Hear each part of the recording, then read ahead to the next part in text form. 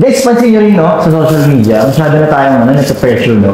Kumbaga parang, alam mo yun, pabonggahan, pagandahan, yan, nag-post sa isang lugar. Parang bang, dapat ako din, dapat mag-post din ako ganun, parang ganun. May mga times na nagpa-pressure na tayo, kailangan natin sumabay lagi sa uso, which is okay lang naman yun, no? Pero minsan, parang naisip natin na meron tayong inggit sa sarili na, ba't kaya si nito, ba't kaya si ganun, di ba? Pagkukumpara natin yung buhay natin sa buhay ng iba. So, which dun papasok yung inggit na, which is masama. Pero kung iba naman, kung gagawin mo namang expression to, it's mas makakabuti sa'yo, no? Pero, ayun talaga yung power ng social media ngayon, eh. Kailangan mong bantayan yung sarili mo, bantayan yung emotion mo, para hindi mamanaig yung inggit sa isip mo. Ma-inspire ka for your own growth, di ba? Sabi nga sa Bible, sabi ni Lord, perfect timing lagi siya, no? Hindi naman siya nag-delay, eh. So, kanya-kanya tayong timeline na ibibigay ni Lord kung ano yung para sa atin. So, ito nga, share ko lang, guys, sa scriptures. Ecclesiastes 3:11, He has made everything beautiful in its time. He has also set eternity in the human heart. Yet no one can fathom what God has done from beginning to end. So dito pa lang sa verse na sinabing